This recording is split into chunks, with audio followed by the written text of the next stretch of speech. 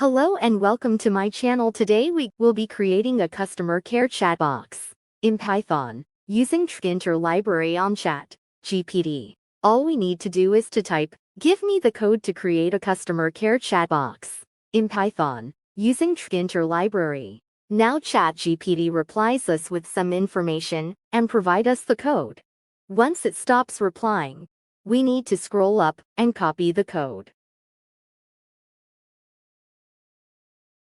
Now open VS Code and paste the copied code by using keyboard shortcut Ctrl+V.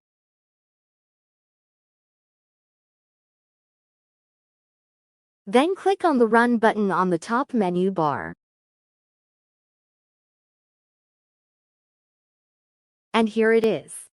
It is just a simple chat box created using Tkinter library in Python that responds to the user input. I hope this tutorial was helpful for you. Don't forget to subscribe my channel and hit the bell icon to get notified for future tutorials. Thanks for watching.